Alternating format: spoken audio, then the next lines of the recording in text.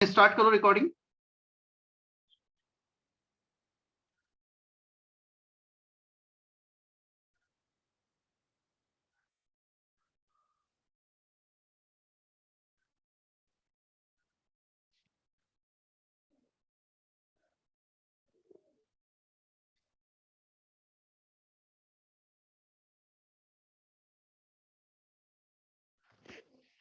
Screen is visible properly? Yes, sir. ठीक है। पहले थोड़ा सा मैं इंट्रोडक्शन दे देता हूँ चैप्टर को लेकर। डीएनए ब्लॉक एलिमेंट्स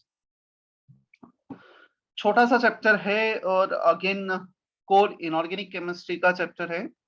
इसमें फर्स्ट मतलब यदि मैं दो हाफ में इस चैप्टर को डिवाइड करता हूँ, फर्स्ट हाफ बेसिक इंट्रोडक्शन से प्रॉपर्टीज हैं जिसमें केमिकल रिएक्शंस का उतना इन्वॉल्वमेंट नहीं, और जो सेकंड हाफ है इस चैप्टर का फिर वो हम डीएनए ब्लॉक के कुछ कंपाउंड्स स्टडी कर रहे होंगे, जैसा कि हमने पहले कुछ ब्लॉक केमिस्ट्री में किया है।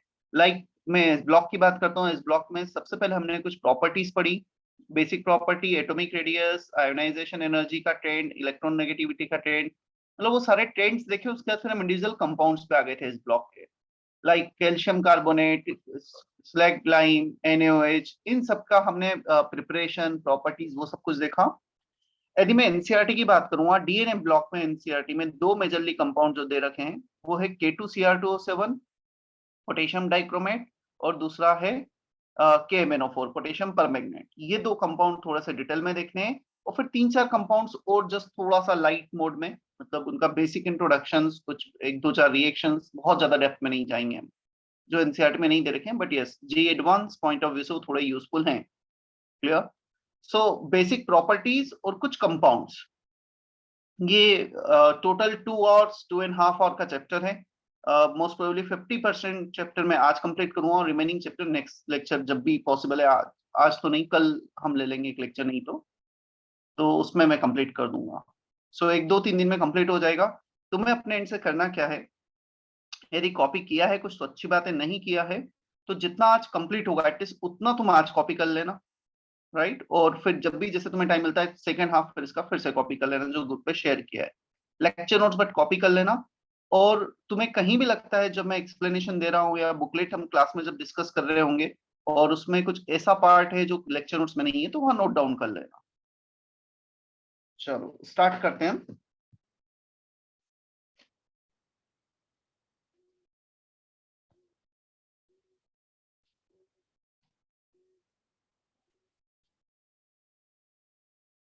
DNA block elements. सबसे पहले डीएनए ब्लॉक एलिमेंट्स में we are starting with the D block elements.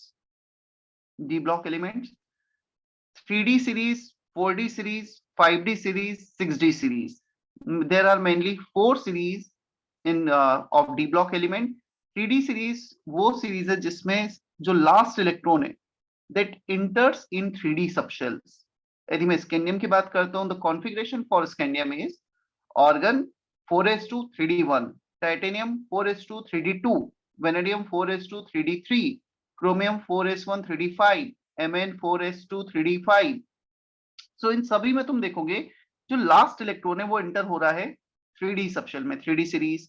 When last electron enters in 4D subshell, we call it 4D series. When last electron enters in 5D subshell, we call it 5D series and so on.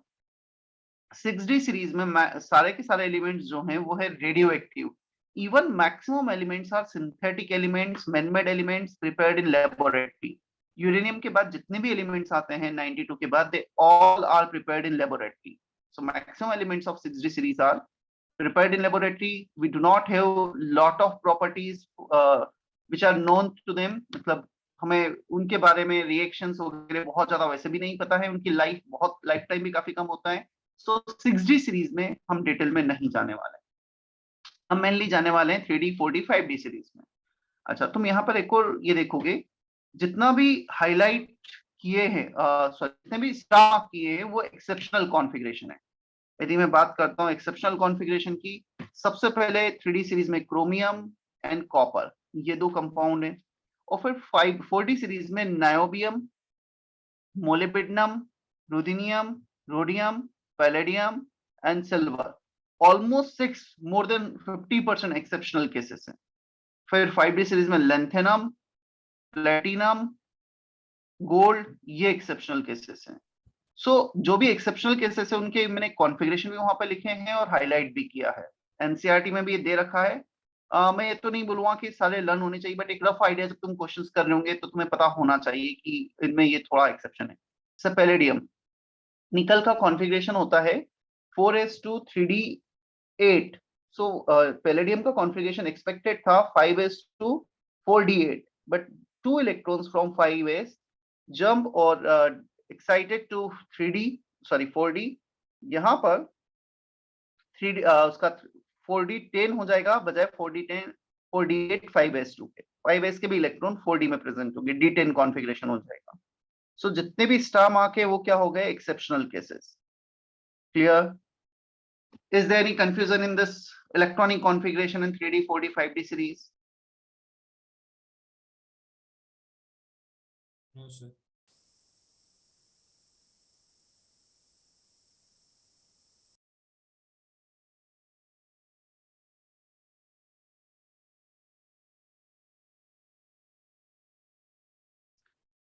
Okay. अब हम आते हैं 4D series, just how to learn them. 3D तो हमें 11 से पता होता है, एटॉमिक स्ट्रक्चर्स में लर्न कराया जाता है एटॉमिक नंबर 30 तक। सो स्कैंडियम टू जिंक हमें काफी अच्छे से पता है इनका। 4D series yttrium, zirconium, niobium, molybdenum, technetium, ruthenium, rhodium, palladium, silver, cadmium. If you want to learn them, यदि लर्न है ऑलरेडी तो अच्छी बात है, नहीं तो कुछ इस वे में लर्न कर सकते हो। ये जरा नवाब मोहित राहु पढ़ाएंगे कोरल ड्रॉ। ये एट्रियम, जरा जिरकोनियम, नवाब niobium, Mohit molybdenum and technetium, Rahu ruthenium and rhodium पढ़ाएंगे, palladium and silver AG, CorelDRAW CD, cadmium. Learn है तो अच्छी बात है, नहीं तो फिर तुम्हें लर्न करना पड़ेगा जैसे भी तुम करना चाहते हो।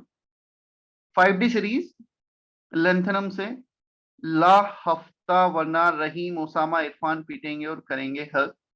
ला लेंथेनम, हफ्ता हैफनियम एंड टेंटेलम, वरना tungsten W, Rahim rhenium, OS Osama osmium, iridium, platinum और गोल्ड एयू और करेंगे हग एचजी मर्क्यूरी। सो इससे हमें कुछ लर्न कर सकते हो और हमें ये सारे इसलिए पता होना चाहिए यदि हमें क्वेश्चन में कुछ आ गया, लेट से मैग्नीशियम, टेक्नीशियम, रेनियम की कुछ प्रॉपर्टी को रिलेट करने का क्वेश्चन आ गया, तो हमें पता लगना चाहिए कि उनकी प्रॉपर्टी को रिलेट किया जा रहा है।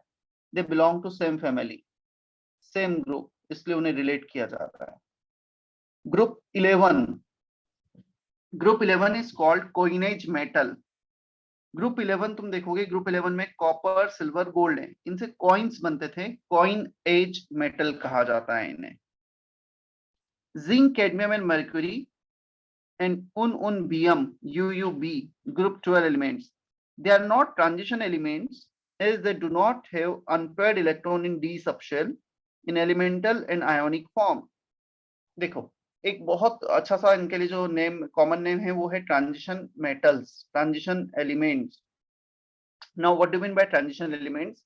ट्रांजिशन एलिमेंट्स को कुछ इस वे में डिफाइन किया गया है, which has unpaired electron either in atomic form or ionic form, अपने किसी भी +1 +2 +3 +4 ऑक्सीडेशन स्टेट जो नेचर में वो एग्जिस्ट कर सकते हैं, उसमें उनमें कुछ अनपेयर्ड इलेक्ट्रॉन होने चाहिए। जिंक, कैडमियम, मर्क्यूरी की यदि हम बात करेंगे, जिंक 3d10 कॉन्फ़िगरेशन है, cadmium 4d10, Hg 5d10, even they exist in ionic form Zn2+, Cd2+, Hg2+, इनमें भी उनके पास अनपेयर्ड इलेक्ट्रॉन नहीं होते हैं, उनमें भी उनका 4s के इलेक्ट्रॉन 4s 5s 6s के इलेक्ट्रॉन रिमूव हो जाते हैं। So they do not have any unpaired electron in D subshell. जब तक डी सबशेल में अनपेयर्ड इलेक्ट्रॉन नहीं है हम उन्हें ट्रांजिशन एलिमेंट्स में काउंट नहीं करेंगे। सो सारे D block elements transition elements है except zinc, cadmium and mercury. Clear? So last group को छोड़कर सारे के सारे एलिमेंट्स क्या हो जाएंगे, transition elements. So they do not count in transition elements. अब क्वेश्चन आता है क्यों हम उन्हें काउंट नहीं कर रहे हैं ऑलरेडी डीएनए ब्लॉक में? The property of all these elements from year to year from group 3 to group 11 it is quite different from group 12. Group 12 जैसे हम बात करते हैं डीएनए ब्लॉक की, they are well known for their high melting points. इनका melting points काफी ज्यादा होता है, इनका मेटेलिक बॉन्डिंग काफी स्ट्रांग होती है. जबकि ग्रुप 12 की हम बात करेंगे, मर्क्यूरी तो एक ऐसा एलिमेंट है जो रूम टेम्परेचर पर लिक्विड फॉर्म में होता है, मतलब उसका मेल्टिंग पॉइंट रूम टेम्परेचर से भी कम है. सो जिंक, कैडमियम, मर्क्यूरी, इनके मेल्टिंग पॉइंट, इनकी बहुत सारी प्रॉपर्टीज हैं जो मैच नहीं होती हैं बचे हुए एलिमेंट्स. सो उन्हें ट्रांजिशन कहा गया, इन्हें ट्रांजिशन नहीं कहा गया. Still they R D block elements, क्योंकि इनका इनमें लास्ट इलेक्ट्रॉन डी सबशेल में इंटर हो रहा है. कोई कंफ्यूजन यहां तक?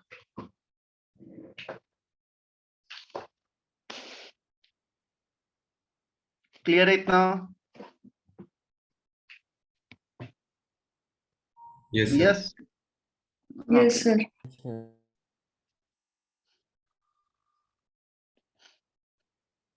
अब हम आते हैं कुछ इंडिविजुअल प्रॉपर्टी पे भी. सिर्फ मैंने डी ब्लॉक का कुछ इंट्रोडक्शन दिए, उनके पूरे कौन कौन से एलिमेंट्स हैं, उनको कैसे लर्न करना है, इलेक्ट्रॉनिक कॉन्फ़िगरेशन, वो सब कुछ.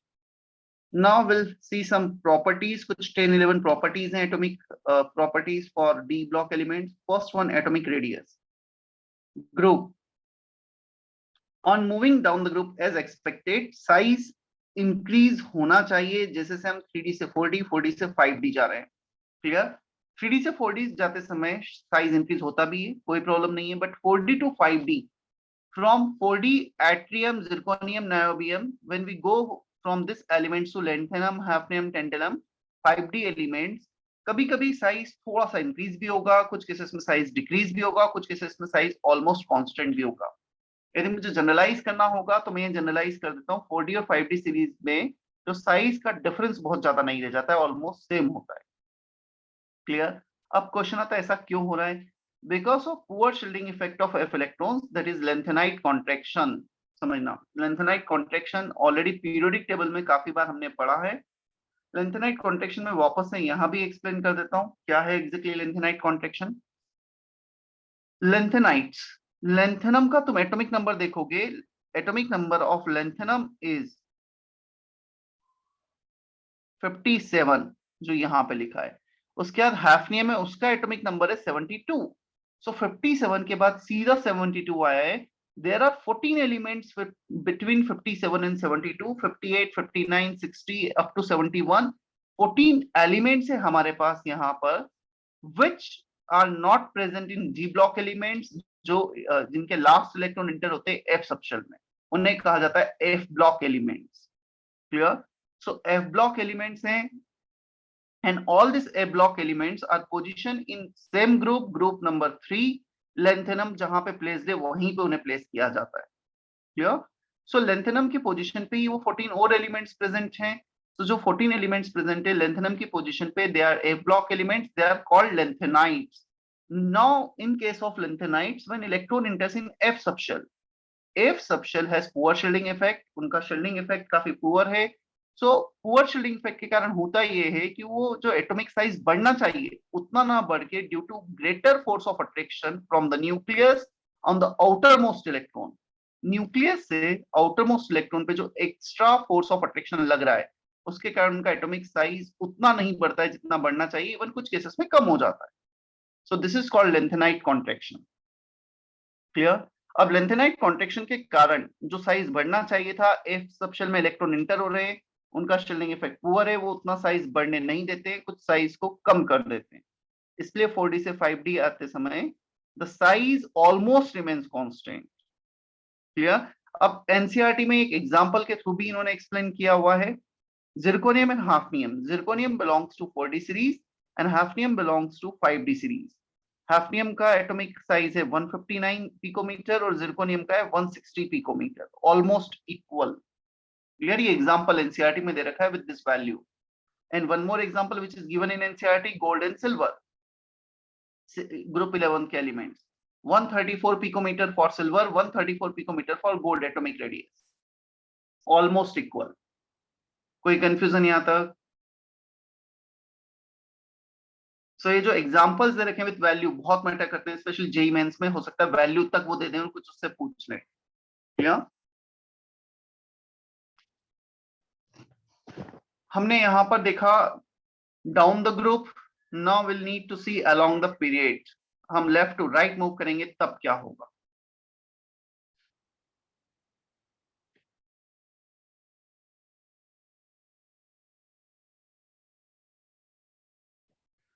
Along the period for 3D series, first atomic size decreases, then remains constant and then increases. मैं पहले तो इस एग्जांपल के थ्रू थोड़ा सा एक्सप्लेन करता हूँ, फिर उसका लॉजिकल एक्सप्लेनेशन देता हूँ कि क्यों ऐसा हो रहा है। स्कैंडियम का एटॉमिक साइज है 144 पिकोमीटर और 1.44 एंगस्ट्रॉम। क्रोमियम तक आते आते साइज डिक्रीज होता है और साइज हो जाता है 117 picometre. 144 picometer to 117 picometer size is decreasing as expected। तो ये तो एक्सपेक्टेड है, इसमें कुछ भी स्पेशल नहीं है।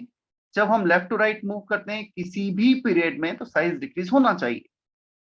साइज डिक्रीज भी हो रहा है। कोई बता सकता है साइज क्यों डिक्रीज होना चाहिए? जेड इफेक्टिव बढ़ता है ना।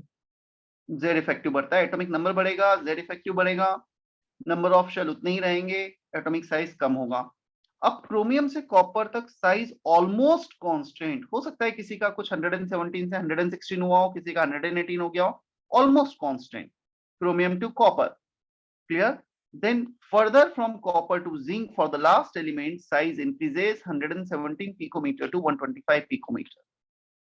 अब एक क्रोमियम से कॉपर क्वेश्चन आता है, अनएक्सपेक्टेड बिहेवियर क्यों शो कर रहा है, क्यों साइज यहाँ पे इंक्रीज हो रहा है? क्लियर? तो यहाँ पे अनएक्सपेक्टेड बिहेवियर शो करने का जो रीजन है वो ये है, जैसे से हम नंबर ऑफ इलेक्ट्रॉन्स, तुम देखोगे क्रोमियम का कॉन्फ़िगरेशन है 3d5 4s1, उसके बाद तुम 3d5 4s2 करोगे, 3d6 करोगे, 3d7 करोगे।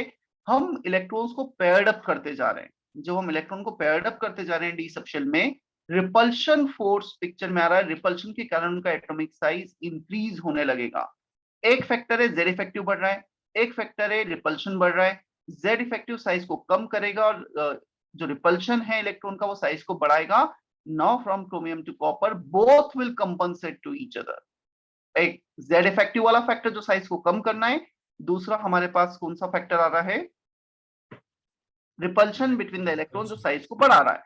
तो दोनों एक दूसरे को कंपनसेट करेंगे और कंपनसेट करके हम फाइनली न्यूट्रलाइज हो जाएंगे। वो न्यूट्रलाइज कर देंगे दोनों और साइज ऑलमोस्ट कांस्टेंट होगा।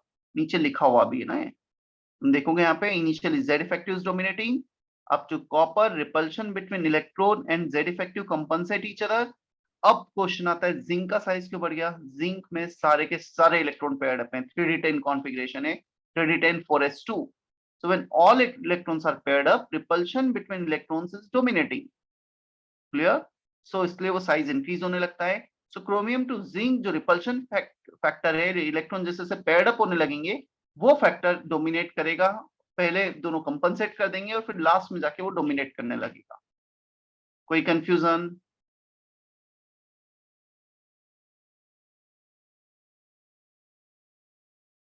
Almost same trend is valid for all series, 4D series, 5D series. Similar, not exactly same, but similar trend उनके लिए भी होता है। सर ये जिंक वाले का बताओ ना एक बार, उसमें जेड जिंक का कॉन्फ़िगरेशन है, यदि मैं कॉपर और जिंक में कंपेयर करता हूँ, copper configuration is 4s1 3d10, zinc configuration is 4s2 3d10। 4s1 से 4s2 जा रहे हैं, एक इलेक्ट्रॉन आउटर मोस्ट शेल में ऐड कर रहे हैं हम। क्लियर? जब एक इलेक्ट्रॉन आउटर मोस्ट शेल में ऐड कर रहे हैं, 4s2 कर रहे हैं, उनका रिपल्शन डोमिनेट करेगा। रिपल्शन डोमिनेट करेगा तो साइज बढ़ जाएगा पेयरिंग के कारण। Is that okay? Yes sir. Second property पे आ जाते हैं, मेल्टिंग पॉइंट। देखो पहले तो मैं ये समझना जरूरी है मेल्टिंग पॉइंट किन किन फैक्टर्स पे डिपेंड करता है। Melting point depends on 3 factors. First one bond strength, second one packing efficiency, third one lattice enthalpy. इसमें से जो डोमिनेटिंग फैक्टर है, मेन फैक्टर है, वो है बॉन्ड स्ट्रेंथ। बॉन्ड स्ट्रेंथ कौन सा बॉन्ड स्ट्रेंथ होगा यहाँ पर? In case of metals mainly we have metallic bond, so metallic bond यहाँ पे डोमिनेट करेगा। क्लियर? और मेटेलिक बॉन्ड के बाद जो सेकंड आता है, काफी बार कोवेलेंट बॉन्डिंग भी होती है मेटल्स में, दोनों बॉन्डिंग प्रेजेंट होती है, metallic bonding as well as covalent bonding. Clear? So bond strength is the dominating factor. फिर कुछ फैक्टर्स और हैं जो एक्सेप्शंस को एक्सप्लेनेशन में हमें हेल्प करेंगे, कैसे एक्सेप्शंस क्रिएट हो रहा है उसको कैसे एक्सप्लेन करना है, packing efficiency and lattice enthalpy. चलो, in D block elements metallic bonding and covalent bonding both occurs. Metallic bonding होती क्या है? पता है, पूरे डी ब्लॉक, पूरे के पूरे पीरियोडिक टेबल में D block elements well known है for their highest melting point. मतलब पूरे तुम एस ब्लॉक में जाओगे, मेल्टिंग पॉइंट कम होता है, डेंसिटी कम होती है। हम एस ब्लॉक से डी ब्लॉक पे आएंगे, ग्रुप 1 2 से जब हम ग्रुप 3 से 12 के बीच में आएंगे, मेल्टिंग पॉइंट रीजनेबली मतलब काफी ज्यादा इंक्रीज होने लगता है। और उसके बाद यदि हम पी ब्लॉक में जाएंगे तो पी ब्लॉक में नॉन मेटल्स आते हैं, उसमें तो मैक्सिमम गैसेस होते हैं, रूम टेम्परेचर पे गैसेस, तो उनका मेल्टिंग पॉइंट डेफिनेटली कम होता है। अच्छा, अब यदि मैं डी ब्लॉक की भी बात करूंगा, डी ब्लॉक में भी you can take such kind of observation. Scandium से जिंक तक जाते समय स्कैंडियम से पहले मेल्टिंग पॉइंट बढ़ने लगेगा, और जैसे से हम बीच में आएंगे क्रोमियम तक आएंगे, मेल्टिंग पॉइंट अपने हाईएस्ट पे चला जाएगा। And when you move from chromium to zinc, melting point decreases. ऐसा क्यों हो रहा है? क्योंकि यहाँ पर जितने ज्यादा अनपेयर्ड इलेक्ट्रॉन्स होंगे उतना ज्यादा बॉन्ड स्ट्रेंथ होगा, अनपेयर्ड इलेक्ट्रॉन बेटर इंटरेक्ट कर पाएंगे, बॉन्ड स्ट्रेंथ को इंक्रीज करते हैं। क्लियर? तो सबसे ज्यादा अनपेयर्ड इलेक्ट्रॉन होते हैं क्रोमियम में, 4s1 3d5 6 अनपेयर्ड इलेक्ट्रॉन है। Is it okay? So chromium का फर्स्ट 3d सीरीज में सबसे ज्यादा मेल्टिंग पॉइंट होता है। चलो देखते हैं हम आगे। Melting point is directly proportional to number of unpaired electron. It is directly proportional to d pi interaction. Number of unpaired electron ज्यादा होंगे तो डी पाई इंटरेक्शन ज्यादा होगा, डी पाई इंटरेक्शन ज्यादा होगा तो जो बॉन्ड स्ट्रेंथ है वो ज्यादा रहेगा। क्लियर? सो ये जो ग्राफ है अगेन पूरा एनसीईआरटी से कॉपी किया गया है विथ वैल्यूज एंड एवरीथिंग। इसको समझते हैं हम। सबसे पहले हम बात करते हैं 3D सीरीज की। टाइटेनियम का जो मेल्टिंग पॉइंट है 1667 degree Celsius. Clear? Almost 2000 kelvin. यहां से हम 1667 डिग्री सेल्सियस से क्रोमियम तक मेल्टिंग पॉइंट बढ़ रहा है, 1907 डिग्री सेल्सियस तक चले गए हम। मैग्नीश में फिर एक्सपेक्टेड था कम होगा, मैग्नीश का कम भी हुआ है। फिर यहाँ पे एक अनएक्सपेक्टेड बिहेवियर शो किया है आयरन ने। आयरन का मैग्नीश से भी कम होना चाहिए था, क्योंकि हम पहले ही मेल्टिंग पॉइंट बढ़ेगा, फिर जैसे से अनपेयर्ड इलेक्ट्रॉन कम होंगे वो कम होना चाहिए। बट आयरन एक एक्सेप्शनल केस है। क्यों है एक्सेप्शन, ये भी हम देखेंगे आगे। फिर नॉर्मल बिहेवियर, आयरन से जब हम जिंक पे जा रहे हैं मेल्टिंग पॉइंट कम हो रहा है। So as expected titanium to chromium increases, then decrease होना था, सिर्फ एक आयरन एक्सेप्शन आ गया है, आयरन का मैग्नीज से ज्यादा हो गया है। अब आते हैं हम 4D सीरीज पर। 4D सीरीज में जिरकोनियम से स्टार्ट किया मोलिब्डेनम तक, मेल्टिंग पॉइंट बड़ा है, 2620 डिग्री सेल्सियस पे चले गए।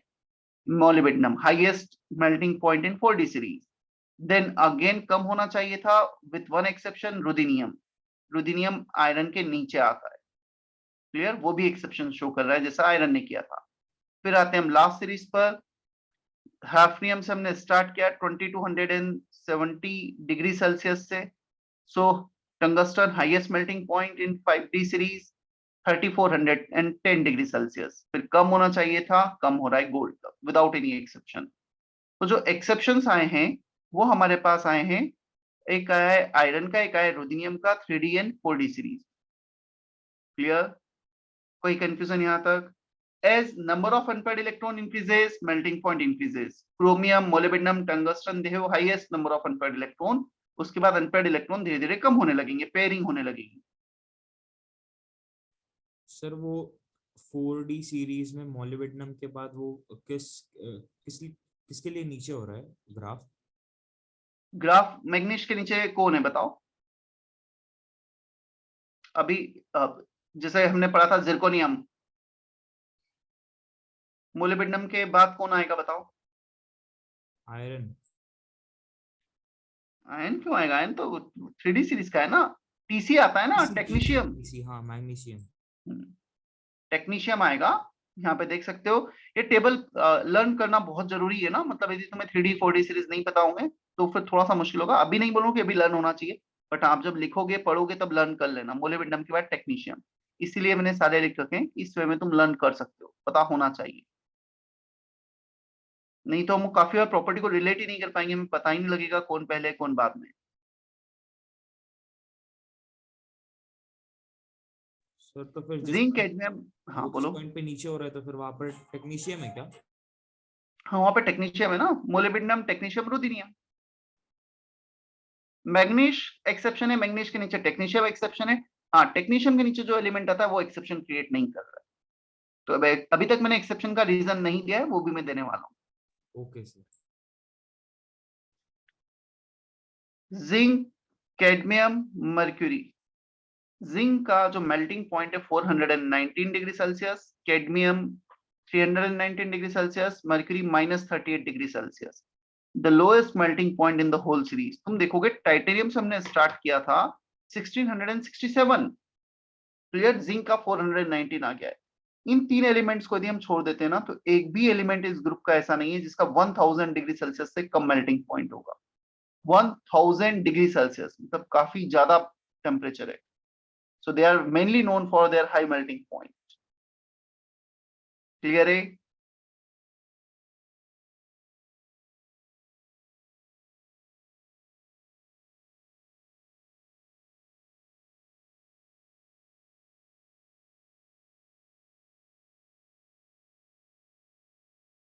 Okay.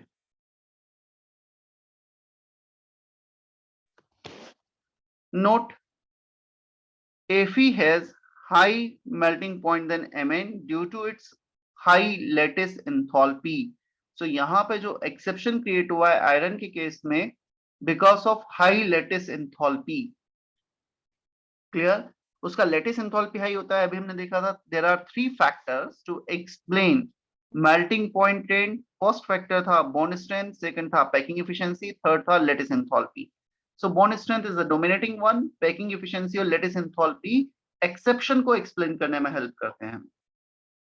So उसका जो packing है, lattice packing काफी strong होती है, lattice enthalpy काफी high हो जाता है, इसलिए उसका melting point बढ़ जाता है मैग्नीज से, जो कम होना चाहिए. Melting point of transition metals are generally very high. Zinc, cadmium, mercury, they do not have unpaired electrons, so they have least melting point in their respective group. इनमें कोई unpaired electron नहीं है, that's why they do not have d-pi bonding, और उसके कारण उनका melting point कम हो जाता है.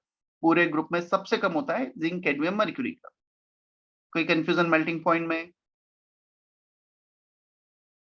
यस शिवम.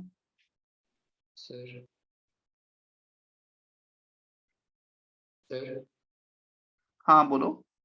सर वो ग्राफ में जो 3D का ग्राफ होता है वो 4D और 5D को कट करता हुआ जाता है ना? 3D का जो ग्राफ होता है, हाँ 3D का जो ग्राफ होता है 4D और 5D को कट करके जाता है. कहाँ पे जा रहा है कट करके? सर कॉपर के पास में. हाँ मतलब उसमें मैंने एक्चुअली वो नहीं लिखा है, सिल्वर, उसमें वो एलिमेंट्स नहीं लिखे थे, मर्क्यूरी वगैरह. तो मर्क्यूरी आते हैं तो वो कट कर देता है फिर बाद में. क्लियर है सर. सर वो ग्राफ और में हाँ सिल्वर एक्चुअली 3D में लिखा गया है, वो 4D में होना चाहिए. मतलब वो डॉट सिल्वर का लेफ्ट साइड बना है, वो राइट साइड में होना चाहिए. सिल्वर को सिर्फ राइट साइड में 4D वाले ग्राफ में dot banana.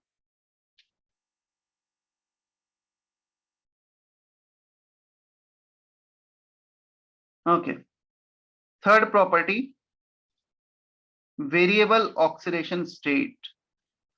These elements are well known for their variable oxidation state. यदि हम बात करेंगे S block elements की, there is no exception for them. Group 1 always show +1 oxidation state, that is lithium, sodium, potassium, rubidium, cesium, and group 2 always shows +2 oxidation state, that is beryllium, magnesium, calcium, strontium. उनमें कोई exception नहीं है. But yes, D block metals they are well known for their variable oxidation state. एक scandium है और एक zinc है, बस इनका वेरिएबल नहीं. +3 +2 फिक्स है, बाकी सारे मेटल्स का बीच में वेरिएबल्स आएगा. टाइटेनियम +2 +3 +4, वेनेडियम +2 to +5, क्रोमियम +1 से +6, मैग्नीज +2 से +7, आयरन +2 से +6, कोबाल्ट +2 से +4 एंड सो ऑन. हाँ नो डाउट इसमें सारे ऑक्सीडेशन स्टेट स्टेबल नहीं है. जो मैंने सर्कल किए हैं दे आर मोर स्टेबल, और बचे हुए लेस स्टेबल है, हो सकता है कुछ केस में तो उन्हें सेपरेट भी ना कर पाए, आइसोलेट भी ना कर पाए, इतने कम स्टेबल हो सकते हैं। जैसे तुमने ये एग्जांपल शायद अभी तक नहीं देखा होगा, आयरन का +6 oxidation state. Yes, it can exist but not that much stable. FeO4 2-, इसे कहा जाता है फेरेट आयन। जैसे Fe2+ को ferrous, Fe3+ is ferric, Fe+6 is ferrate. Clear? जितने भी मैंने सर्कल किए हैं ना वो स्टेबल है, बचे हुए स्टेबल नहीं। Chromium +3 and +6 are stable. Manganese +2 in acidic medium, +4 in basic medium, +7 in neutral medium और स्ट्रॉन्ग बेसिक मीडियम। सो जो हाईलाइटेड है वो स्टेबल है। कोई कंफ्यूजन इसमें? No sir. Sir yes. जो सर्कल के वही पता होना चाहिए ना, मतलब लर्न करने के लिए। नहीं, देखो इसमें क्वेश्चन ऐसा आता है कि कौन से ऑक्सीडेशन स्टेट एग्जिस्ट कर सकते हैं। एग्जिस्ट कर सकते हैं तो जो सारे हैं वो एग्जिस्ट कर सकते हैं। कौन से ज्यादा स्टेबल है तो फिर सर्कल वाले। तो एक रफ है। अच्छा, इसमें लर्न करने का भी ऐसा कुछ है नहीं। तुम देखोगे सारे, हम सिर्फ एक को छोड़ दे, कॉपर को छोड़ दे, सारे +2 से स्टार्ट हो रहे हैं और कहां तक जा रहे हैं, जो उनमें हाईएस्ट इलेक्ट्रॉन प्रेजेंट हो सकते हैं। यदि मैं बात करता हूँ वेनेडियम की, वेनेडियम का इलेक्ट्रॉनिक कॉन्फ़िगरेशन होता है 4s2 3d3, so total 5 outer most electron है, तो +5 तक जाएगा। क्रोमियम 4s1 3d5, 6 अनपेयर्ड है, 6 इलेक्ट्रॉन्स आउटर मोस्ट शेल में। मैग्नीज 4s1 3d5, 7 इलेक्ट्रॉन से। हाँ, आयरन से फिर वो जरूर कम होना चालू हो जाते हैं। तो एक रफ आइडिया दोनों ही होना चाहिए। और स्टेबल तो हम इतने यूज टू हो जाते हैं, इतने कंपाउंड उनके देख चुके होते हैं कि हमें पता होता है कौन सा स्टेबल है। क्लियर है? Yes sir.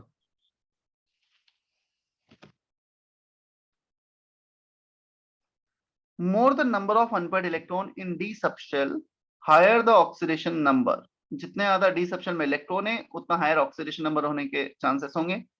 +2 is the most common oxidation state. सिर्फ स्कैंडियम को छोड़ के सारे +2 में एग्जिस्ट कर सकते हैं।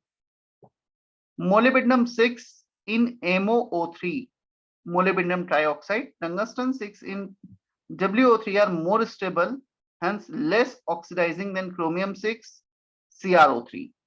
यदि हम बात करेंगे CrO3, MO3, WO3, तो MO3 और WO3 जो 4D 5D सीरीज के एलिमेंट्स हैं वो ज्यादा स्टेबल है +6 में। क्लियर?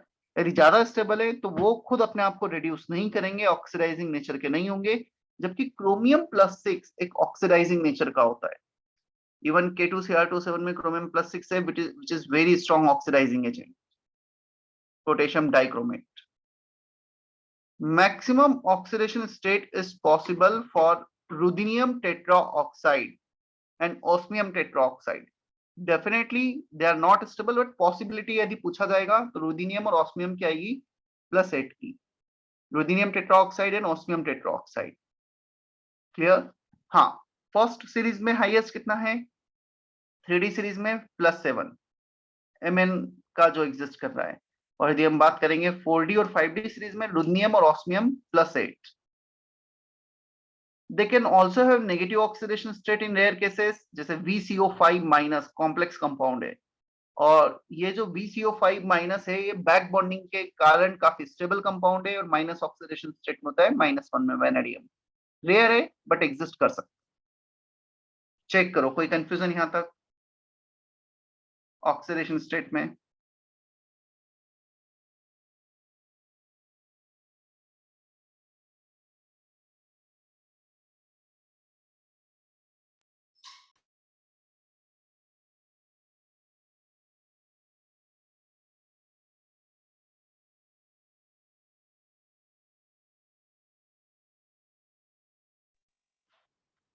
अथर का मैसेज था सर, क्रोमियम का +1 लिखा है।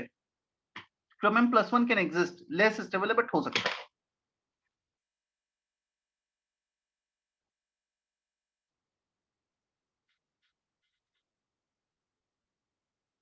Fourth property, ionization enthalpy. They have intermediate ionization energy, those of S block and P block elements होना भी चाहिए। In a given Sir. period, हाँ बोलो। लास्ट स्टेटमेंट फिर से एक्सप्लेन कर। सॉरी, लास्ट स्टेटमेंट फिर से एक्सप्लेन करो ना, वो 3D 2 second 3D transition state elements वाला।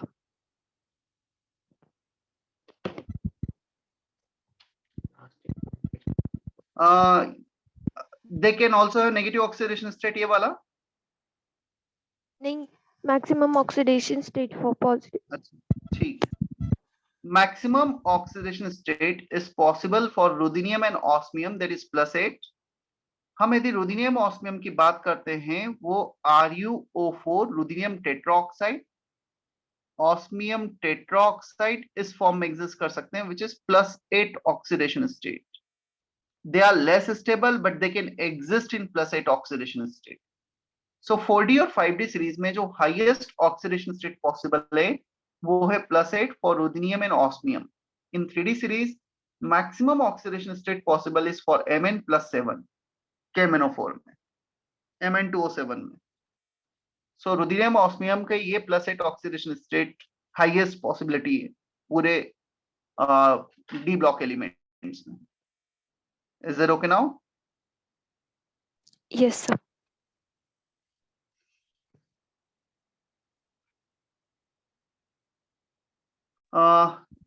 When we go left to right in a period, ionization energy increases, तो S ब्लॉक की सबसे कम, फिर जब हम आएंगे D ब्लॉक पे उनसे ज्यादा, और D ब्लॉक से ज्यादा किसकी होगी? फिर राइट मोस्ट होते हैं P block elements. So definitely as expected P block element से कम आयोनाइजेशन एनर्जी और S ब्लॉक से ज्यादा। अच्छा, आयोनाइजेशन एनर्जी ज्यादा होना तो ज्यादा मेटेलिक होना होता है या कम मेटेलिक होना होता है? कम। कम। सो एस ब्लॉक की आयोनाइजेशन एनर्जी सबसे कम, सबसे ज्यादा मेटेलिक, सबसे ज्यादा electropositive. D block metals S block metal से कम इलेक्ट्रोपॉजिटिव हैं, कम मेटेलिक नेचर के हैं, क्योंकि इनका आयोनाइजेशन एनर्जी रिलेटिवली उनसे हायर है। यहाँ पर एक कंपैरिजन जो एनसीईआरटी में दे रखा था और लिखा हुआ है, लैंथेनम जो फर्स्ट एलिमेंट है ग्रुप 3 का, उसका आयोनाइजेशन एनर्जी होता है 541 kilojoule per mole, which is exactly similar to lithium. Mercury जो राइट मोस्ट एलिमेंट है उसी ग्रुप का 5D सीरीज का, 3D 4D 5D सीरीज का, उसका आयोनाइजेशन एनर्जी है 107 kilojoule per mole, which is exactly ionisation energy of carbon. So leftmost element का lithium से मैच कर रहा है, राइट मोस्ट का कार्बन से मैच कर रहा है। तो ये कंपैरिजन बताया है कि जब हम लेफ्ट से राइट में जाएंगे तो लेफ्ट वाला क्लोज होगा एस ब्लॉक के और राइट वाला क्लोज होगा पी ब्लॉक, एज एक्सपेक्टेड। कोई कंफ्यूजन? हमें यदि स्टेटमेंट दे दिया जाए एक ऑप्शन में, ऑब्जेक्टिव में, लैंथेनम है similar ionization energy as lithium, तो हमें पता लगना चाहिए कि ये स्टेटमेंट यहां से उठाया गया है। एनसीईआरटी में भी कंपैरिजन दे रखा था।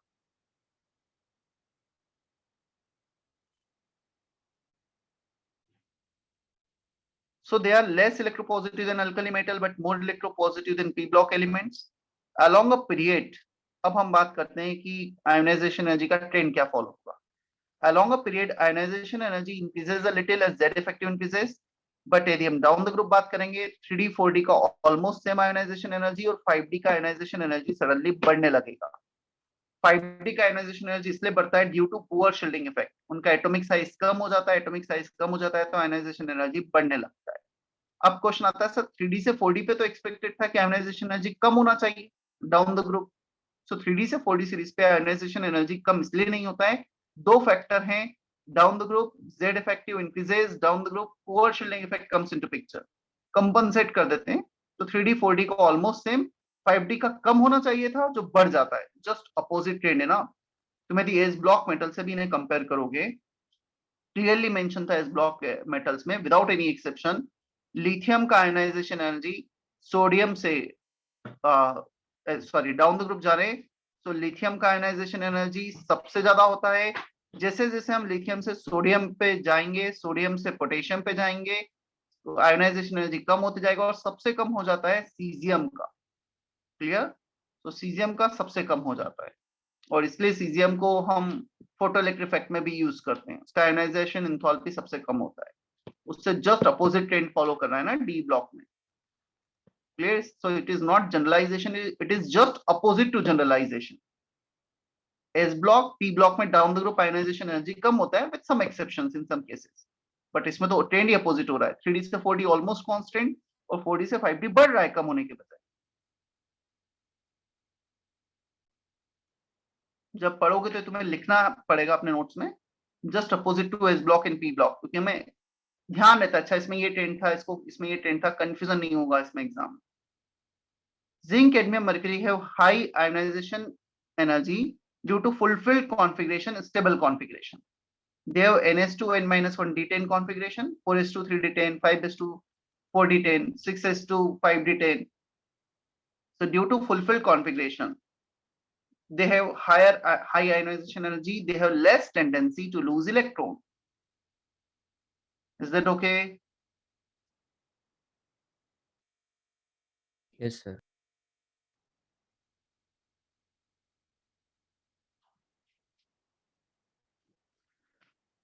Down the group, ionization energy increases a little bit as Z effective increases, Schilling effect decreases. तो डाउन द ग्रुप बात करेंगे, Z इफेक्टिव बढ़ेगा, Schilling इफेक्ट पुअर होने लगेगा, सो आयोनाइजेशन एनर्जी बढ़ेगा। Fifth property, standard electrode potential. ये हम बात कर रहे हैं रिडक्शन पोटेंशियल की, स्पेशली +2 से 0 में। सबसे पहले तो इसमें मैं बताऊंगा, एक क्वेश्चन ऐसा फ्रेम हो चुका है ऑलरेडी जेईई मेंस में या एडवांस में, मुझे भी नहीं है कि कब, बट 2-3 सालों में ही। उसमें उन्होंने ये पूछा था ई नॉट वैल्यू को कैलकुलेट करने के लिए कौन कौन से पैरामीटर्स रिक्वायर्ड है। So the parameters which are required to calculate E naught RP are enthalpy of atomization, ionization energy 1, ionization energy 2 and hydration energy। समझना ना, इसको मैं थोड़ा सा एक्सप्लेन करता हूं। हमारे पास एक मेटल, चलो मैं ले लेता हूं Mn को। मुझे सबसे पहले Mn एक सॉलिड फॉर्म में है, क्लियर। इस Mn सॉलिड को मुझे गैसिफाई करना है सबसे पहले। सो गैसिफाई करने के लिए कौन सा एनर्जी रिक्वायर्ड होगा? Atom delta H atom. इसमें delta H atomization, enthalpy of atomization. अब इंथॉल्पी ऑफ एटमाइजेशन के बाद मुझे इस Mn गैस को कन्वर्ट करना है Mn2 प्लस में। अब कौन सा एनर्जी रिक्वायर्ड होगा? आयोनाइजेशन 1 प्लस आयोनाइजेशन एनर्जी 2, दोनों को ऐड कर देंगे। अब मुझे इस Mn2 प्लस को कन्वर्ट करना है एक्वस सॉल्यूशन में, इसे हमें डिसॉल्व करना है Mn2 प्लस एक्वस में। अब कौन सा एनर्जी रिक्वायर्ड होगा? Hydration energy. सो हमें पता है जो इलेक्ट्रोड पोटेंशियल है, क्या हमने ये पढ़ा है इलेक्ट्रोकेमिस्ट्री में? एक सॉलिड सॉलिड Mn2 प्लस में कैसे जाता है, कुछ याद आ रहा है? हम लिखते थे Zn solid giving Zn2 plus aqueous plus 2 electron. So basically Mn solid से Mn2 प्लस एक्वस में जाने के लिए मुझे सबसे पहले एटमाइजेशन, फिर आयोनाइजेशन एनर्जी 1 + 2, फिर हाइड्रेशन एनर्जी, ये 3 फैक्टर्स रिक्वायर्ड होंगे, पैरामीटर्स रिक्वायर्ड होंगे, so that I can calculate overall tendency to convert Mn solid to Mn2 plus। मैं पूरी टेंडेंसी उनकी पता कर पाऊं, कैलकुलेट कर पाए। क्लियर? चलो मैं तुम्हें थोड़ा सा और भी डेप्थ में बताता हूं कि कैसे कैलकुलेशन किया जाता है। ये 3 स्टेप हैं, तीनों स्टेप का डेल्टा जी कैलकुलेट किया जाएगा। और एक बार डेल्टा जी तीनों स्टेप का आ गया, delta G for overall reaction is delta G1, delta G2, delta G3, सबको ऐड कर देंगे 1 + 2 + 3 को, डेल्टा जी आ गया। अब डेल्टा जी को हम इक्वेट कर देंगे -NFE से। कुछ याद है ऐसा किया जाता था ईएमएफ निकालने के लिए? Yes sir. सो -NFE से इक्वेट करोगे, ईएमएफ ऑफ ई सेल आ जाएगा। क्लियर? सो एक बार ई सेल आ गया, वही यहाँ पे हमने प्लॉट कर रखा है स्टैंडर्ड स्टेट पे, ये भी स्टैंडर्ड, ये भी स्टैंडर्ड।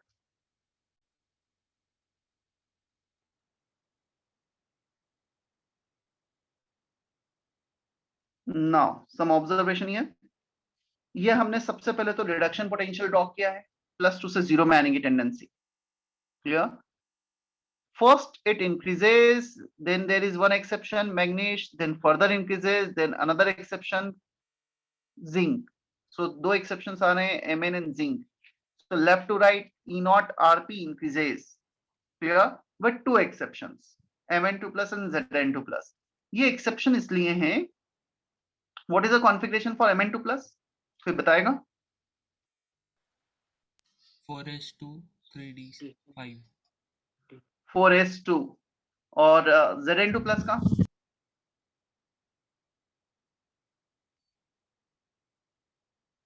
हमारे पास दोनों का कॉन्फ़िगरेशन था 4s2 3d5 4s2 3d10 तो +2 की बात करेंगे 4s के इलेक्ट्रॉन चले गए 3d5 3d10 क्या हाफ फिल्ड और फुल फिल्ड कॉन्फ़िगरेशन है क्या मैग्नीशियम और copper sorry zinc 3d5 3d10 Yes, sir. Yes, sir. if they are half filled or full filled configuration they have less tendency to change their configuration वो अपने configuration को उतना easily change नहीं करेंगे यदि वो अपने कॉन्फ़िगरेशन को उतना इजीली चेंज नहीं करेंगे तो क्या होगा उनका जो कॉन्फ़िगरेशन उनका जो E नॉट आरपी वैल्यू है वो टेंडेंसी थोड़ी सी कम हो जाएगी क्लियर सो थोड़ा सा ज्यादा नेगेटिव की तरफ चला गया है वो बढ़ने के बजाय थोड़ा कम हो गया है वो टेंडेंसी वन मोर ऑब्जर्वेशन सिर्फ एक एलिमेंट इसमें ऐसा है जिसका E नॉट आरपी पॉजिटिव आ रहा है कौन सा एलिमेंट है वो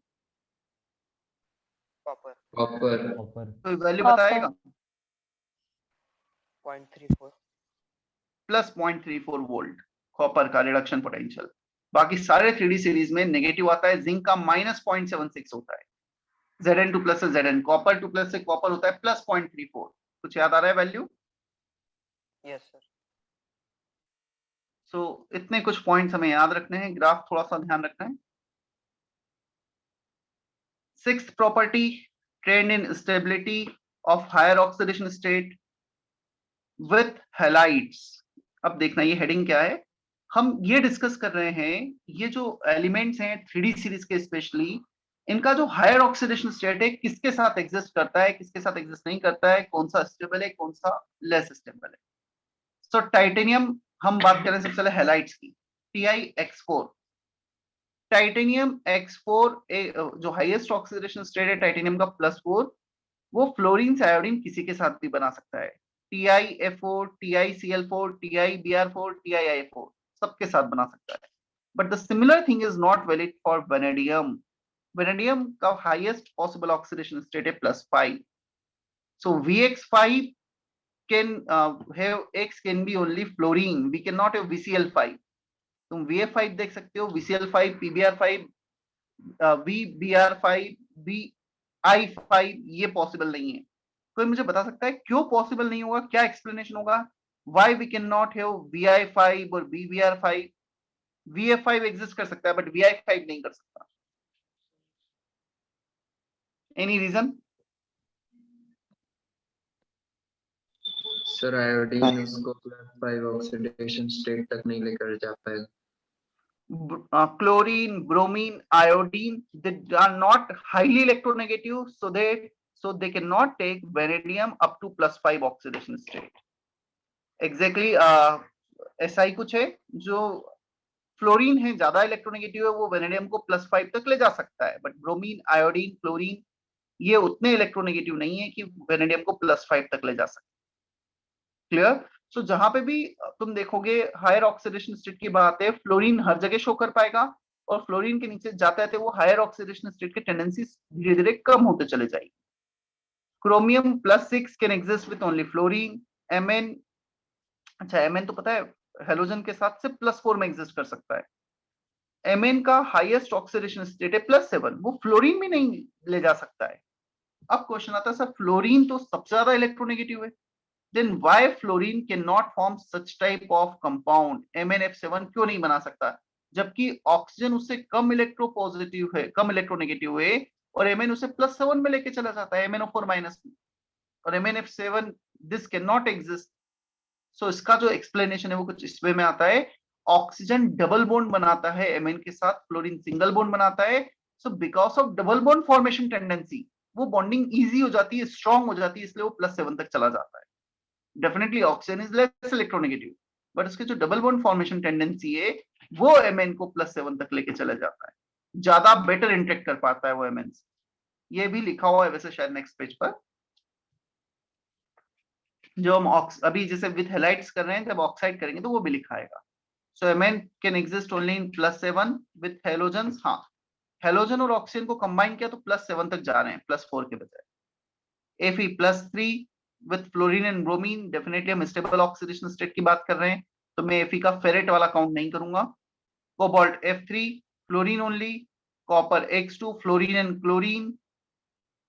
अच्छा, ये जो लास्ट वाला है ना कॉपर का +1, कॉपर +1 आयो, यहाँ पे एक लिखा हुआ है chlorine to iodine. With iodine, copper can show only +1 oxidation state. CuI2 cannot exist in nature. CuI2 less stable है, बनेगा भी तो ब्रेक हो जाएगा Cu2I2 में। क्लियर? चैतन्य का मैसेज है sir MnO4 is more stable than Mn7. Yes, MnO4 minus is more stable than MnF7 because of double bond formation tendency. MnF7 तो एग्जिस्ट ही नहीं करता है नेचर में। फ्लोरीन उसको +7 तक लेके ही नहीं जा पाता है।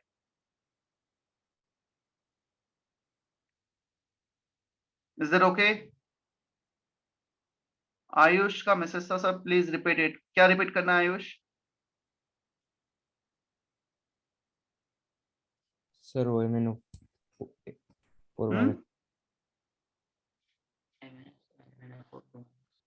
अभी समझ में आ गया क्या एक्सप्लेन मैंने जो किया? Yes sir. ठीक है, हालांकि वो जो मैंने एक्सप्लेन किया था वो भी नेक्स्ट पेज पे लिखा हुआ भी है।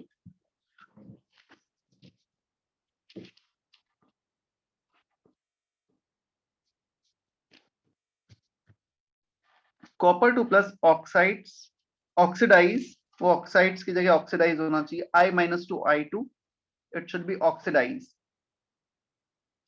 Copper 2 plus I minus react करेगा Cu2I2 बनाएगा, आयोडीन को -1 से 0 में ऑक्सीडाइज करेगा और खुद रिड्यूस हो जाएगा +2 से +1। Copper +1 can also go disproportionation change as it is unstable.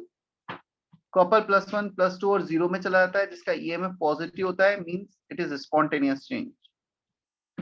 Stability of copper 2 plus aqueous is more than copper +1 aqueous is due to high hydration energy which compensates second ionization energy. इस point को मैं थोड़ा सा explain करता हूँ, useful point है last वाला। Now if we talk about copper +1 configuration, it has 3D10 configuration. Copper 2 plus configuration, it has 3D9 configuration. क्या लगता है कौन सा ज्यादा स्टेबल होना चाहिए, 3D10 या 3D9? 3D10. 3D10. Still copper 2 plus exists in aqueous solution than copper +1. Copper +1 से ज्यादा स्टेबल होता है copper 2 plus। तो इसका रीजन जो दिया जाता है वो ये है, तुमने देखा भी होगा CuSO4 कॉपर के +2 के कंपाउंड ज्यादा एग्जिस्ट करते हैं। इसमें ना जो सेकंड इलेक्ट्रॉन हमें रिमूव करना पड़ रहा है, जिसे हम कहेंगे सेकंड आयोनाइजेशन एनर्जी, इतना एक्स्ट्रा एनर्जी हमें जो सप्लाई करना पड़ रहा है। अच्छा ये बताओ हाइड्रेशन एनर्जी किसका ज्यादा होगा, कॉपर +1 का या कॉपर 2 प्लस का? 2 प्लस का। सो हाइड्रेशन एनर्जी इसका इतना डोमिनेट कर रहा है कि वो जो सेकंड इलेक्ट्रॉन को रिमूव भी करना पड़ रहा है उसे कंपनसेट कर रहा है। Copper 2 plus it has quite higher hydration energy than copper +1, hence it compensates, which compensates second ionization energy. So expected तो था copper +1 exist करे, but copper 2 plus ज्यादा stable होता है aqueous solution। कोई confusion?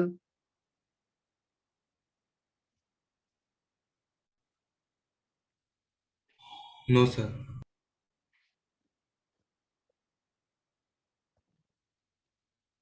With oxides, highest oxidation state with oxide in group is number of group up to iron. There is scandium Sc2O3 to Mn2O7. So oxygen के साथ जो higher oxidation state है उनका group number, scandium belongs to group 3, magnesium belongs to group 7। 3 से 7 तक +3 +4 +5 +6 +7 जाएंगे। हाँ, फिर आयरन से वो ट्रेंड फॉलो नहीं होगा। Fe2O3 FeO4 2 minus, FeO2 minus के लिए लिखा है it is unstable and dissociate into Fe2O3 NO2। Oxygen के नीचे higher oxidation state than fluorine due to its double bond formation tendency, जो एक्सप्लेन किया था लास्ट पेज पे, मैंने लिखा हुआ है यहाँ पे लैंग्वेज में। सो ऑक्सीजन के नीचे higher oxidation state than chlorine, उससे कम इलेक्ट्रोनेगेटिव है because of double bond formation tendency. Next property chemical reactivity and E naught cell. देखो एनसीईआरटी में ना ये जस्ट पैराग्राफ के फॉर्म में दे रखे हैं, उन्हें पॉइंट वाइज बना के यहाँ पे लिखा गया है ताकि उसे समझना लर्न करना इजी हो जाए। Transition metals vary widely in their chemical properties. They do not resemble with each other in terms of their chemical property. ऐसा नहीं कि इनकी chemical property का एक general trend है, काफी vary करते हैं. The metal of first series can be oxidized by 1 molar H plus except copper. Can someone explain the meaning of second point related to electrochemistry? 1 molar H plus.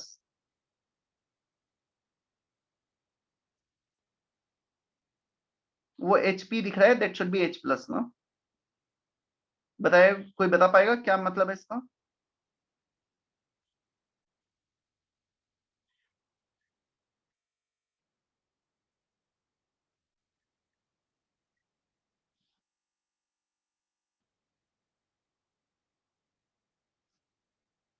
मुझे बताओ, इनका reduction potential copper को छोड़ के सबका negative था क्या? Sir वो हाइड्रोजन आयन होता है वन। क्या सबका रिडक्शन पोटेंशियल नेगेटिव था क्या? अभी हमने देखा था कुछ पेज पहले ही यस Yes. यहाँ पर. अब यदि सबका रिडक्शन पोटेंशियल नेगेटिव है तो क्या मैं बोल सकता हूँ कॉपर को छोड़ के सबका ऑक्सीडेशन पोटेंशियल पॉजिटिव है? Yes sir. Oxidation potential positive होना मतलब जब ये 1 molar H plus SHE standard hydrogen electrode से कनेक्ट होंगे तो ये खुद ऑक्सीडाइज होंगे और हाइड्रोजन इलेक्ट्रोड रिड्यूस होगा. Yes sir. So except copper, can we say that they can be oxidized by 1 molar H plus, that is hydrogen electrode? Yes yes yes sir. So कुछ electrochemistry से उसका explanation है. Third का message, sir can you check whether third period exist for DNA block as on periodic table scandium series belong to fourth period where is in PDF it is written third period. Third period लिखा है क्या मैंने? Third group लिखा है, third period तो नहीं लिखा है. मैं देख लेता हूँ. थर्ड कौन से इसका बोल रहे हो क्या तुम? कहाँ पे लिखा है थर्ड पीरियड मैंने? सर फर्स्ट पेज पे। हाँ फर्स्ट पेज पे आ गया. बताओ कहाँ लिखा है? थर्ड ग्रुप लिखा है, थर्ड पीरियड कहाँ लिखा है? 3D series 4D series third period कहाँ दिख रहा है बताओ?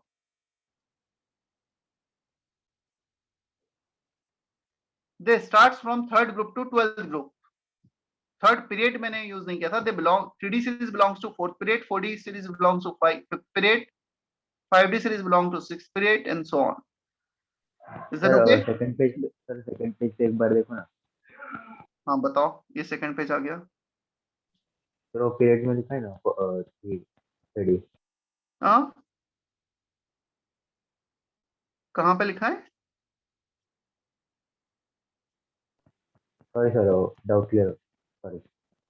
नहीं लिखा है ना, वो कहीं कंफ्यूजन होगा. थर्ड पीरियड ग्रुप लिखा था वो, जो भी है ठीक है.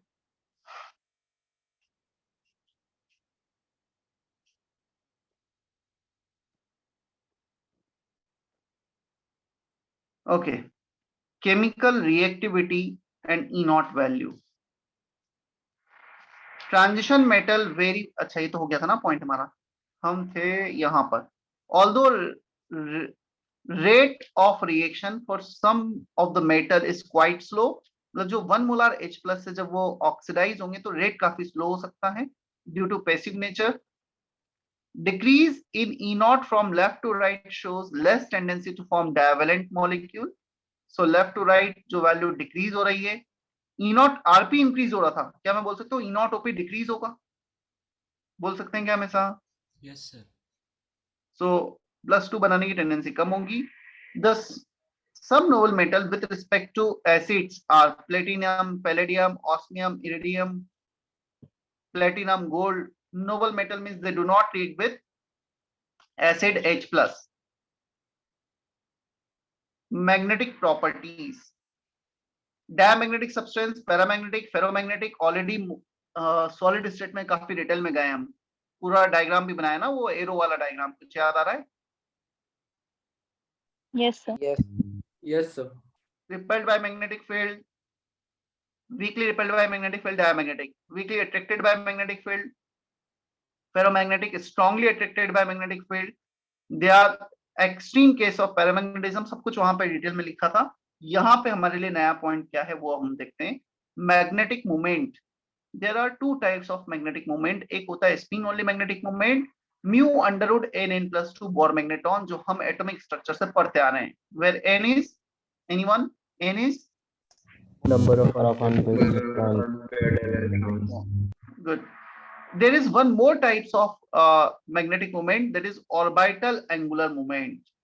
इसका मैग्नीट्यूड काफी कम होता है, नेग्लिजिबल होता है, इसलिए हम अब तक इसे इग्नोर करते आ रहे हैं। But we have one question like this, mu equal to under root n+2 Bohr magneton.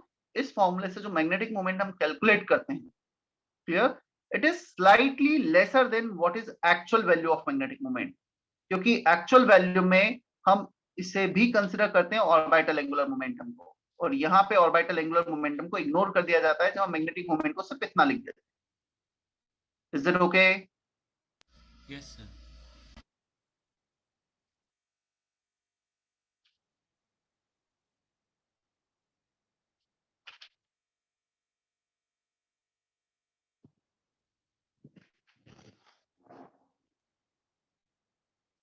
Iron, cobalt, nickel, they are ferromagnetic and the individual movements of atom align in the same direction. In solution, ferromagnetism and antiferromagnetism disappear.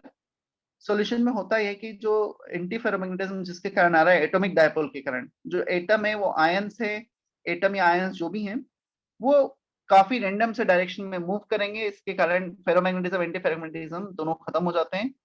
There are some example for antiferromagnetism, salts of Fe3+, Mn2+, Gd3+, Gd belongs to a block element, gadolinium। तो ये कुछ example जो यहाँ पे लिखे हैं वो NCERT से लिए गए हैं, लाइक आयरन, कोबाल्ट, निकल, salt of Fe3+, Mn2+, Gd3+। थोड़ा सा लर्न ही करना है इसमें।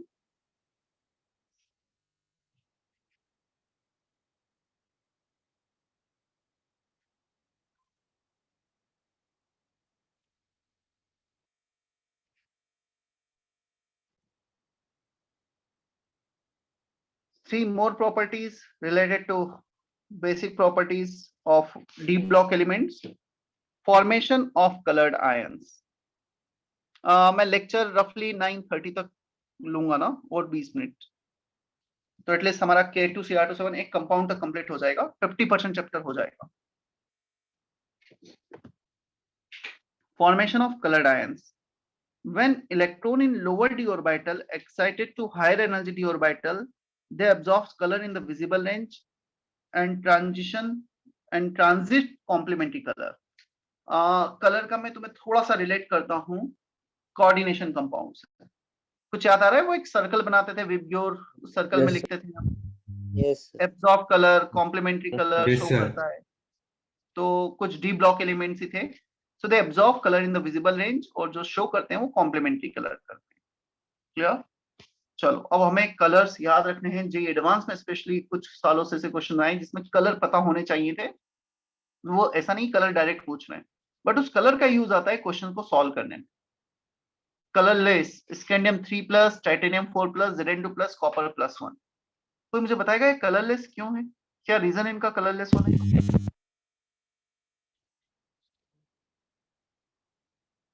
क्या सारे D0 या D10 कॉन्फ़िगरेशन है क्या? Scandium, titanium D0, zinc 2+, copper +1 D10। So D0, D10 configuration, they do not absorb any radiation for DD transition. इनमें DD transition possible नहीं है। क्या हर D0, D10 कॉन्फ़िगरेशन का जो कलर वो सारे कलरलेस होते हैं? कुछ कलरफुल हो सकते हैं। कुछ हो सकते हैं sir. Like example,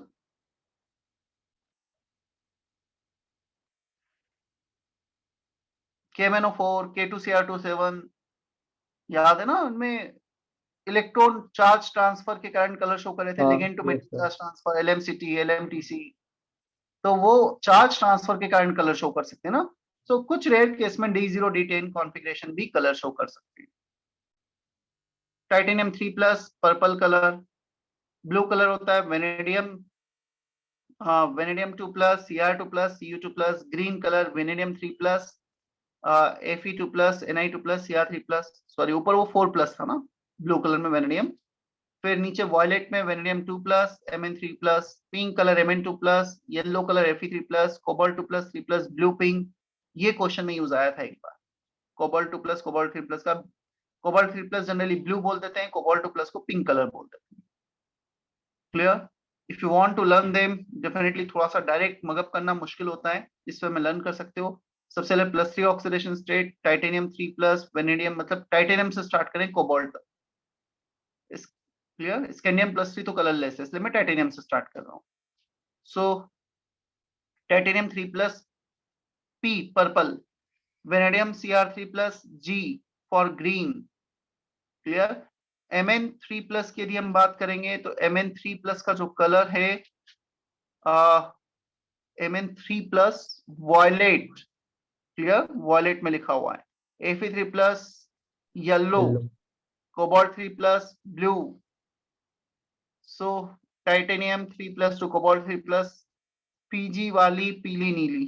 just to learn them, यदि तुम्हें इससे बेटर कुछ आइडिया हो तुम वैसे भी कर सकते हो, कोई प्रॉब्लम नहीं। +2 ऑक्सीडेशन स्टेट की बात करेंगे। +2 ऑक्सीडेशन हम स्टार्ट कर रहे हैं। क्रेजी, क्रोमियम, कुत्ता, Cu कॉपर, नीला, वेरी वेरी फनी जी। संभालो पिंकी मन को।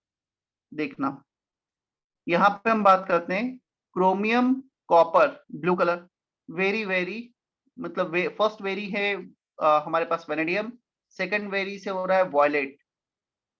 Iron nickel funny G green, समझा लो पिंकी मन को। सो Pinky pink colour, Mn cobalt, मन को Mn कोबाल्ट। इस वे में थोड़ा सा लर्न कर सकते हो तुम, बट लर्न होना चाहिए जिस वे में भी तुम करना चाहते हो। क्वेश्चन में यूज आ जाता है ना, पता चला पूरा चैप्टर अच्छे से कर लिया और कलर याद नहीं रहा, उसके कारण क्वेश्चन छोड़ना पड़ गया।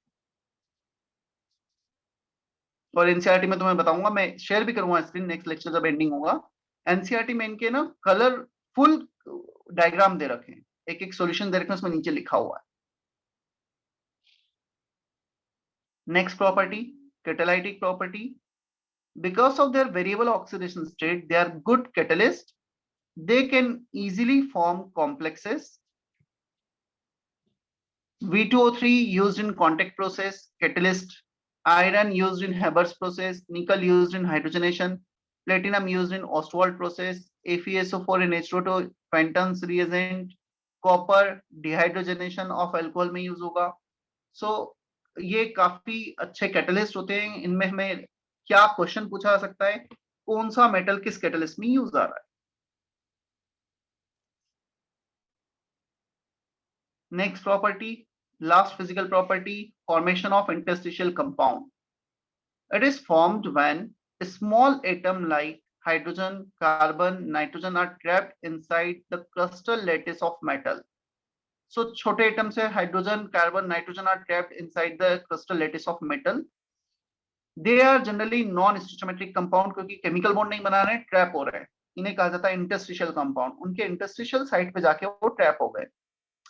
इनकी कुछ properties, they have high melting point than pure metals, they are very hard. होना भी चाहिए दोनों केस। मेल्टिंग पॉइंट होता है बॉन्डिंग के कारण, इनका पैकिंग इफिशियंसी और ज्यादा बढ़ गई। हाइड्रोजन, कार्बन, नाइट्रोजन जब इन मेटल के इंटरस्टिशियल साइट पर ट्रैप हो गए तो पैकिंग इफिशियंसी इंक्रीज कर रहे हैं। पैकिंग इफिशियंसी इंक्रीज होने के कारण इनके हार्डनेस बढ़ गई और मेल्टिंग पॉइंट भी बढ़ गया है। Is that okay?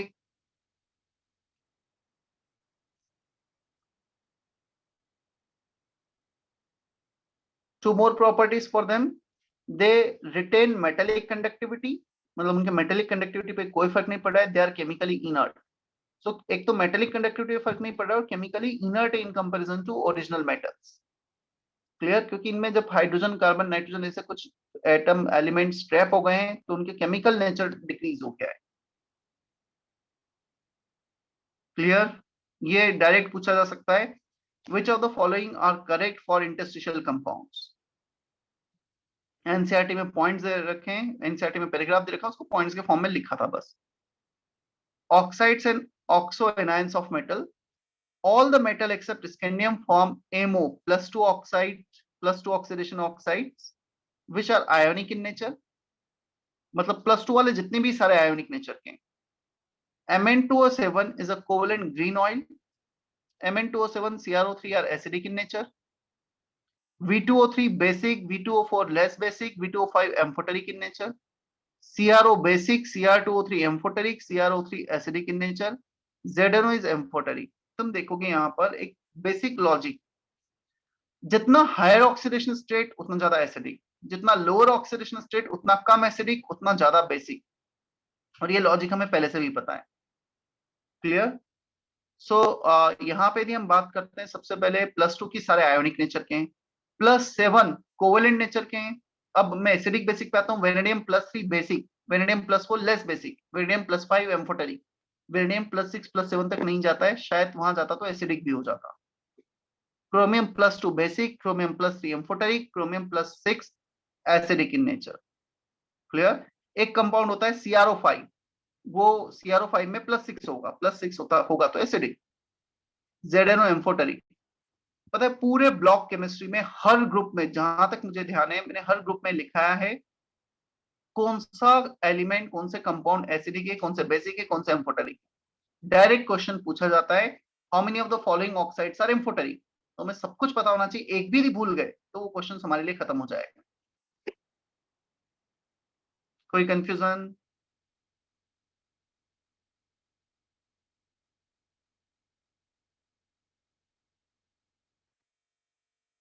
चले हम आगे। आशीष का मैसेज था, sir how question is framed in case of colour. पता चलेगा, मैं क्वेश्चंस वगैरह हम करेंगे तो देखते हैं। मतलब कलर में देखो, जो जेई एडवांस में क्वेश्चन था उसमें था a compound x which form blue colour pink colour complex with this, तो वहां से हमें एक हिंट मिलता है कि पिंक कलर कौन कौन बना सकता है। K2Cr2O7, बस एक कंपाउंड और करेंगे हम आज, ऑलमोस्ट 50% ये चैप्टर हो जाएगा यहां तक। सबसे पहले हम बात करते हैं K2Cr2O7 preparation. There are 2 methods to prepare K2Cr2O7। सबसे पहले हम देखते हैं रिवर्बरेटरी फर्नेस में क्रोमाइट ओर को लिया गया है FeCr2O4, उसमें सोडियम कार्बोनेट Na2CO3 को हमने फ्यूज किया है विद ऑक्सीजन। क्रोमियम का जो ऑक्सीडेशन स्टेट है क्रोमाइट ओर में वो है +3, तो सबसे पहले हमें उसे ऑक्सीडाइज करना है +6 में, +3 से +6 में। Na2Cr4 बना येलो कलर का। आयरन यहाँ पर +2 से +3 में चला गया, और क्रोमियम यहाँ पे आयरन भी ऑक्सीडाइज हुआ, क्रोमियम भी ऑक्सीडाइज हुआ, तो रिड्यूस कौन हुआ? ऑक्सीजन 0 से -2 में, ऑक्सीजन यूज किया ऑक्सीडाइजिंग एजेंट के लिए। अब Na2Cr4 में तुम एसिडेट करोगे तो डाइमराइज हो जाएगा, Na2Cr2O7 बना देगा।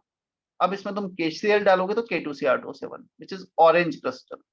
मतलब सिंपल सा है, क्रोमाइट ओर से स्टार्ट किया, 3 स्टेप है, +3 ऑक्सीजन और Na2CO3 ऐड किया, +6 में चला गया, +6 में एसिडिक मीडियम डालोगे तो डाइमराइज हो जाएगा, क्रोमेट डाइक्रोमेट में कन्वर्ट हो गया। उसमें KCl ऐड करोगे तो Na+ रिप्लेस हो जाएगा K+। यहाँ पर एक प्रॉपर्टी जो हमने देखी, Cr2O7 is more stable in acidic medium. So जब हमें क्रोमेट से डाइक्रोमेट जाना है तो एसिडिक मीडियम डाल दो, और डाइक्रोमेट से क्रोमेट जाना है तो जस्ट अपोजिट बेसिक मीडियम डाल दो। You can observe here in this equation, equilibrium equation, OH- add करोगे डाइक्रोमेट क्रोमेट में कन्वर्ट हो रहा है। क्रोमेट का कलर येलो, डाइक्रोमेट का कलर ऑरेंज, ये कलर भी ध्यान रखना है ना हमें। So dichromate is more stable in acidic medium, chromate is more stable in basic medium, also written here.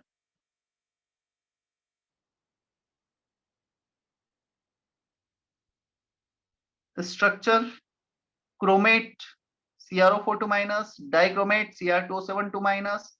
अब यहां से क्वेश्चन कैसे फ्रेम होते हैं, चलो मुझे आंसर बताना। In both chromate and dichromate, chromium का hybridization, in both the case chromium का हाइब्रिडाइजेशन।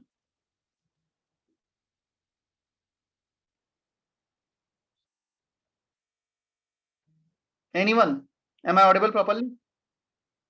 sp3 sp3 sp3 नीचे इवन लिखा भी है टेट्राहेड्रल, और दूसरा हमें दिख भी रहा है bond pair plus lone pair मिला के सारे ही क्रोमियम पर।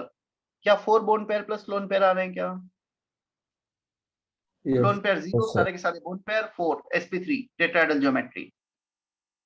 क्लियर? अब मुझे यहाँ पे तुम बताओ what is the bond order of chromium in case of, in first case in case of CrO4 2-। इसमें बॉन्ड ऑर्डर बता दो कितना होगा क्रोमियम ऑक्सीजन का।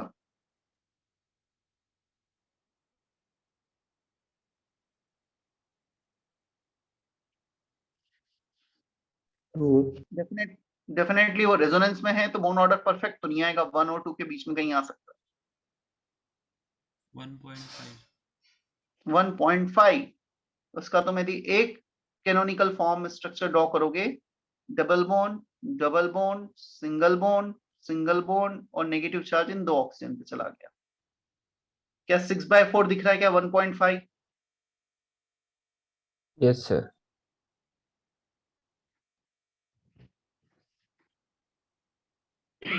What is the bond order of chromium in case of dichromate? Chromium oxygen का bond order यहाँ पे बताओ मुझे। 1.5 There are 2 different bond order here। पता है इस क्रोमियम ऑक्सीजन का बॉन्ड ऑर्डर 1, ये रेजोनेंस में नहीं है, इसका सेपरेटली डिफाइन होगा। ये रेजोनेंस में इनका बॉन्ड ऑर्डर होगा 2 + 2 + 1 5/3। सो जो एज वाले क्रोमियम ऑक्सीजन है उनके लिए बॉन्ड ऑर्डर 5/3, जो मिडिल वाले क्रोमियम ऑक्सीजन है उनके लिए 1, क्योंकि वो हाइब्रिडाइजेशन में नहीं है। We can not club middle 1 with the corner 1। Edge वाले को मिडिल वाले के साथ क्लब नहीं कर सकते हैं, they are not in resonance. So answer will be 5/3 and 1। Clear? इसका 5/3 और इसका 1। कोई confusion? No sir.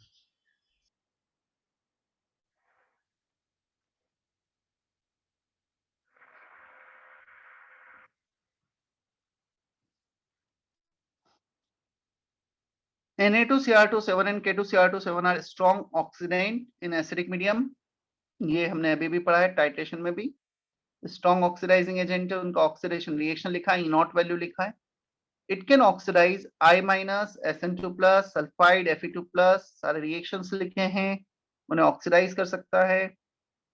Some properties of K2Cr27, first one physical properties, it is orange red crystal, melting point is 699 Kelvin, very stable in air and used in volumetric analysis, soluble in water but solubility is limited. Some chemical properties, action of heat, K2Cr27 को heat करोगे, K2CrO4 plus Cr2O3 plus O2 बनेगा। ये reaction already हमने देखा है salt analysis के heating effect में, starting में एनायनिक एनालिसिस के।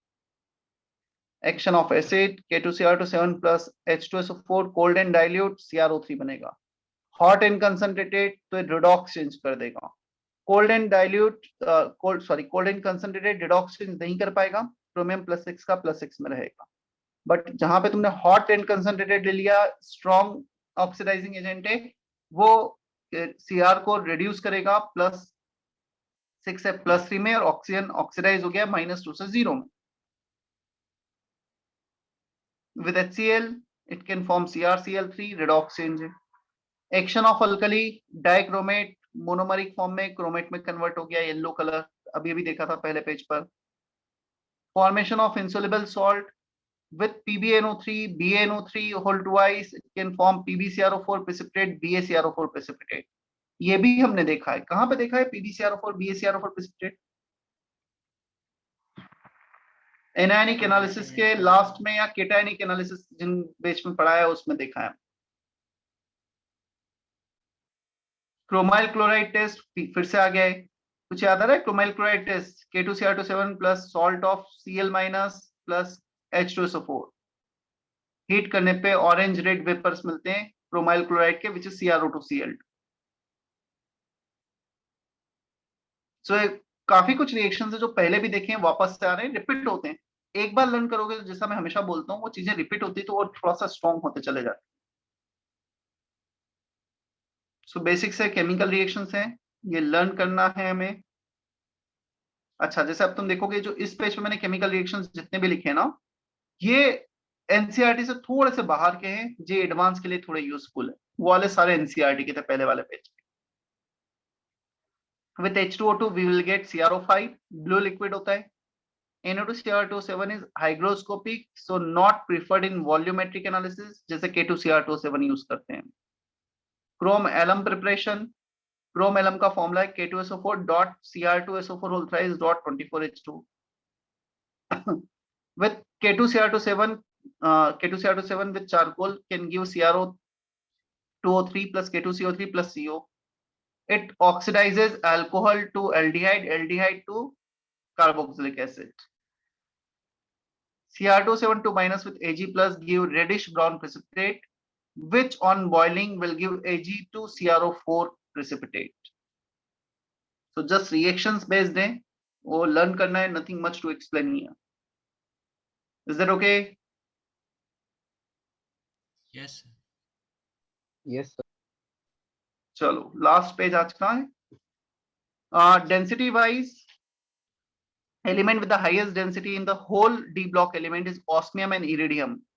मर्क्यूरी की डेंसिटी होती है 13.6, इनकी density 22.51 and 22.61 gram per centimetre cube. The highest density in the whole periodic table elements जो होते हैं. Formation of alloy, they have maximum tendency to form alloy due to similar size. They are extremely hard and have high melting point. तुम्हें याद होगा मैंने metallurgy में बोला था कि मैं ये जो भी एलॉय है ये बताऊंगा डीएनए ब्लॉक में. जितने काम किए मैंने बहुत सारे नहीं लिखे हैं ताकि हमें बहुत ज्यादा लर्न ना करना पड़े. Bronze copper plus tin, brass copper plus zinc, gun metal copper plus zinc plus tin, alloy steel, vanadium steel. इसमें ना वेनेडियम स्टील में वेनेडियम ऐड किया है हमने आयरन में, कितना परसेंटेज वो लिखा है. क्रोमियम स्टील, निकल स्टील, मैग्नीशियस स्टील, स्टेनलेस स्टील में क्रोमियम प्लस निकल का एलॉय भी है. वो आयरन तो है ही सही ना, उसमें तो कुछ कंफ्यूजन है ही नहीं. Tungsten steel, solder, PB plus tin, artificial gold, copper plus aluminium. Artificial gold में copper 90%, aluminium 10%. There is no percentage of gold. इतना लर्न करना है हमें एलॉय में. Is that okay? Yes, sir. चलो केमेनो4 ऑनवर्ड्स हम नेक्स्ट लेक्चर में देखेंगे. मुश्किल से मुझे शायद 1 आवर लगेगा, पूरा 45 मिनट से 1 आवर के बीच में ये कंप्लीट करने में. तुम जितना भी हो सकता है मैक्सिमम एटलीस्ट कॉपी कर लो.